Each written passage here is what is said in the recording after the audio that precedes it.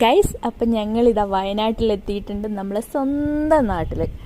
അങ്ങനെ വയനാട്ടിലേക്ക് വരുമ്പോഴേ പറയുന്നുണ്ടായിരുന്നു തട്ടുകടയിൽ സ്പെഷ്യൽ ഫുഡാണ് കേട്ടോ, ആ ഫുഡ് കഴിക്കണമെന്നും പറഞ്ഞിട്ടാണ് വന്നത് തന്നെ അവിടെ.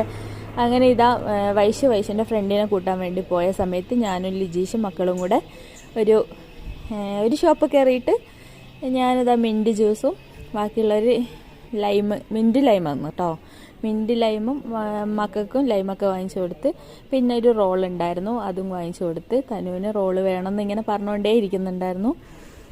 അങ്ങനെ ഇതാ ലിജീഷ് ഇതൊക്കെ വാങ്ങിച്ചെന്ന് ലാസ്റ്റ് ഒരു സാലഡും പറഞ്ഞ് അങ്ങനെ അതൊക്കെ കഴിച്ച്, ഇതൊക്കെ കഴിച്ചിട്ട് വേണം നമുക്ക് എന്താക്കാൻ തട്ടുകടയിലേക്ക് പോകാൻ വേണ്ടി. അങ്ങനെ ഇതാ വൈശു വരുന്നുണ്ട് കേട്ടോ, ഫ്രണ്ടിനെയും കൂട്ടിയിട്ട് വരുന്നുണ്ടവൻ. അങ്ങനെ അവനതിൽ നിന്നൊരു പീസൊക്കെ എടുത്ത് കഴിച്ച് വേറെ ഞങ്ങൾ നേരെ നിന്നിട്ട് തട്ടുകട അന്വേഷിച്ച് പോയിട്ടോ, ഏത് തട്ടുകടയാണ് ബെറ്റർ എന്ന് നോക്കിയിട്ട്. അങ്ങനെ ഇതാ തട്ടുകടയിലെത്തി ഞങ്ങൾ ഫുഡിന് വേണ്ടി വെയിറ്റ് ചെയ്യാമെന്ന്. ഇവിടുത്തെ പത്തിരിയും ചിക്കൻ പൊരിച്ചതും പിന്നെ ബീഫ് റോസ്റ്റും കാട ഫ്രൈയും ഇത് കഴിക്കണം എന്നും പറഞ്ഞിട്ടാണ് വന്നത്. വിശപ്പൊന്നും ഇല്ലായിരുന്നു, കുറേ നേരം വണ്ടിയിലിരുന്നിട്ട് ഗ്യാസ് കയറി സീനായിരുന്നു.